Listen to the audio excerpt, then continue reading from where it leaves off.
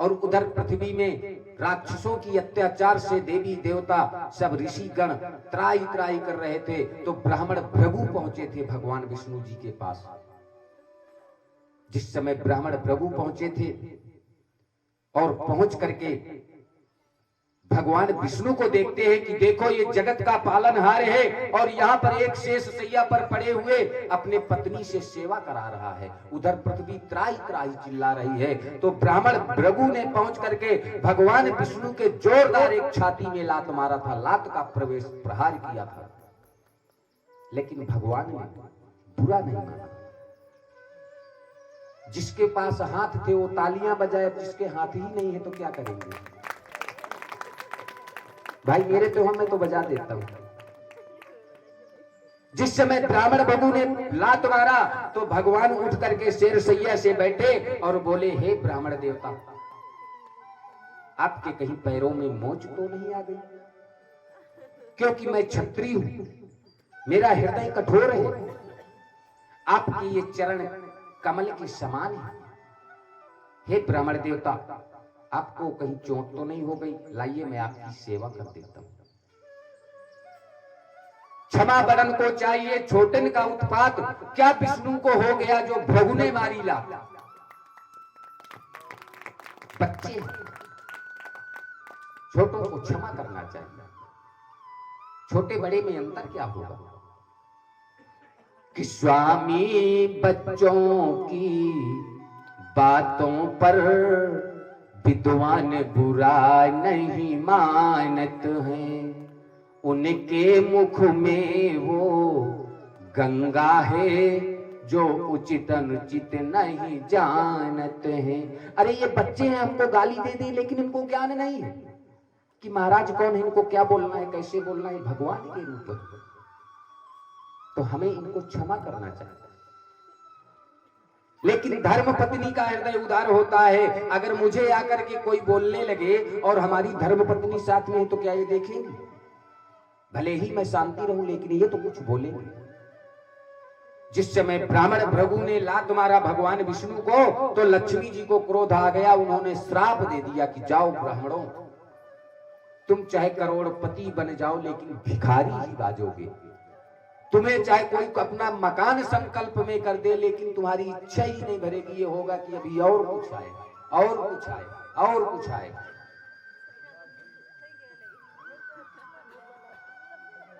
और मां लक्ष्मी जी ने कह दिया था कि तुम न्योता जीवने वाले ब्राह्मण रहोगे।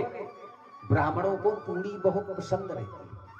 ब्राह्मण को दो थप्पड़ मार लो, थोड़ी देर खीर पूरी सीरो पूरी छना दो तो यही कहेंगे जजमान चलो ठीक है, गुस्सा में हो गया, चलो आपको क्षमा, आशीर्वाद है हमारा, तुम्हारे बाल बच्चे सुखी रहें। ब्राह्मण क्यों गरीब है कि अपना किया हुआ पुण्य कर्म सभी को, कोई पूछता है महाराज पंडित जी पालागी, खुश रहो यजमान, सदा सुखी रहो। किया हुआ अपने पूर्ण कर्म अगले को दे देता है। अधिकतर आप देखेंगे जो राजपूत हो गए, हम क्षत्रिया मृगया बनकर ही एक बार कालम संगल रहे। जो असली राजपूत होगा, असली ठाकुर होगा, असली क्षत्रिय होगा, क्षत्रिय की आन होगी, वो हमेशा ब्राह्मण का सम्मान करेगा, क्योंकि ब्राह्मण का सम्मान सिर्फ क्षत्रिय करता है। धर्म का सम्मान सिर्फ बनिया करता है, वैश्य। क्योंकि ये धर्म को आज जो चल रहा है तो वैश्य चला रहा है इसको। आज वैश्य के घर में क्यों लक्ष्मी विराजमान रहती है, उसका कीमत जानते हैं। कहते महाराज मैं तो घणो कमाऊं काई करूं, मारे तो हाथा पगा दुखे, मारो छोरा घणो कमाए पैसा कोनी रुके, महाराज मैं तो काई करूं। थे ही महाराज कुछ बता दो। अभी महाराज बता दे तेरे घर में 500 भूत घुसे हैं तो 5 लाख रुपए लेके दे देंगे।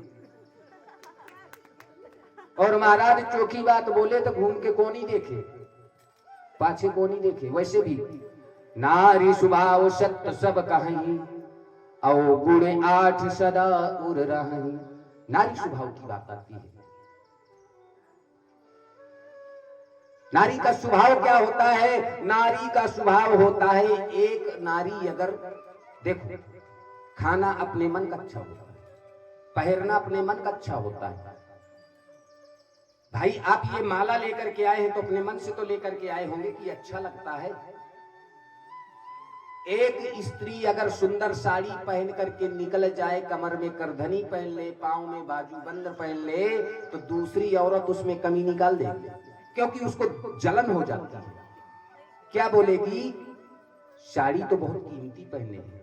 एरी सुन रही है, देख वो जा रही है ना, साड़ी तो बहुत सुंदर पहने है, लेकिन थोड़ा सा शरीर में मैच कम करती है। अरे वो भैया पैसा लगा कर लाई है, वो पहने है, उसको तो मैच करती है, तुम्हें नहीं करती, तुम भी पहनो।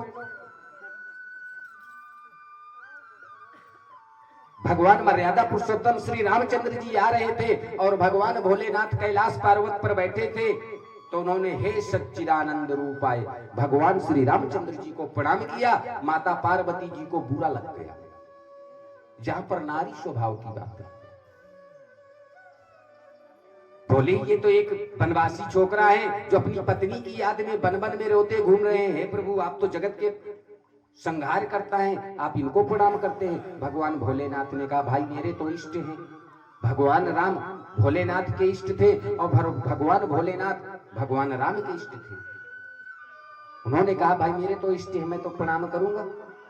बोले मैं नहीं मानती कि ये भगवान, जो एक पत्नी के लिए रोता हुआ वन वन में घूमे, आप उसे भगवान मानते हैं? पार्वती जी ने क्या किया कि वो भगवान भोलेनाथ के वाम अंग से उठ करके और उनकी परीक्षा लेने के लिए कैलाश पर्वत से नीचे गई।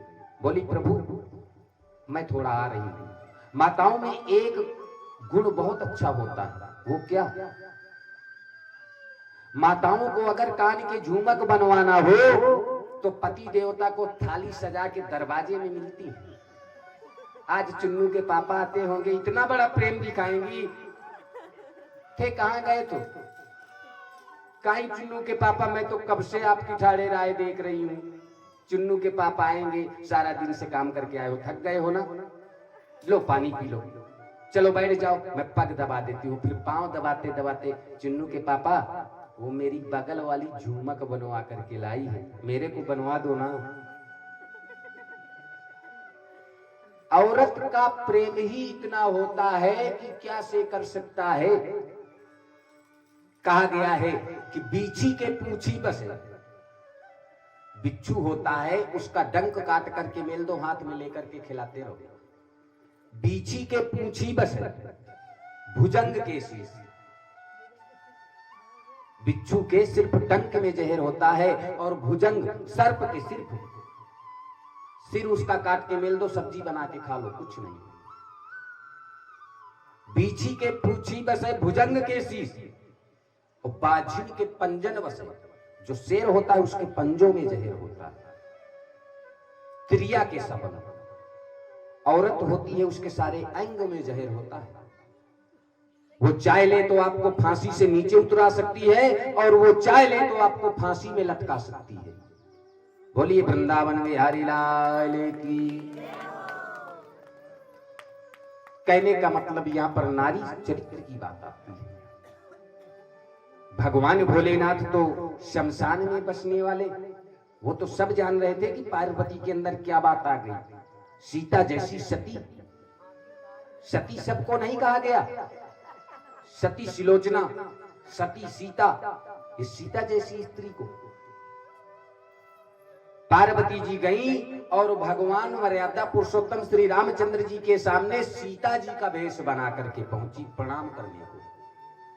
भगवान राम ने 5 कदम पीछे को हट करके और माता पार्वती को प्रणाम कर लिया। बोले मां मुझे नरक में डाल रही हैं, आप तो मेरी मां हैं। पार्वती जी की वहां पर चोरी खुल जाती है।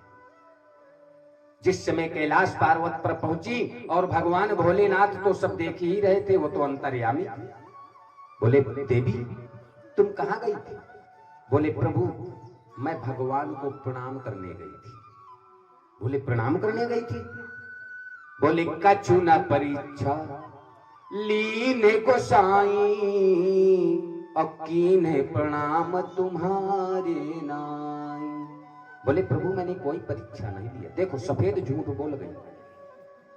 औरतों को कोई चीज की कमी पड़ जाए तो सफेद झूठ बोल देंगी, कोई जान नहीं सकता, इतना बढ़िया उसको सिद्ध करेंगी कि कोई बात भी नहीं, हमारी भी देवी जी है। कोई ऐसा काम पड़ जाए ना, अरे तो फिर देखो। कहने का तात्पर्य ये है, ये माताओं का सार्वजनिक की बात, ऐसा नहीं कि मेरी अलग है, यहां पर कोई छोटा बड़ा नहीं, सब एक स्वभाव। नारी स्वभाव सत्य सब कहाही, अवगुण 8 सदा उड़ रहा ही। 8 अवगुण किसमें बताया गया? ये मृत्यु लोक के नारियों को नहीं बात हो रही, ये स्वर्ग लोक की नारियों में 8 अवगुण बताया गया है। ब्रह्माणी, रुद्राणी, पार्वती में जब उनमें 8 अवगुण थे तो इनसे तो परमात्मा ही बचाएगा, ठाकुर जी ही रक्षा कर सकते हैं। कहने का तात्पर्य है, तब रावण ने मंदोदरी को कहा था कि सुनो, मेरा नाम है लंकाधीश रावण। रावण अपने आन और शान के साथ जीना और मरना दोनों आता है रावण को।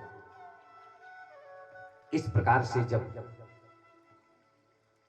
कहा था, मेरे प्रिय श्रोता बंधु, भगवान का चरित्र तो बहुत पावन है, निर्मल है। निर्मल मैन जैन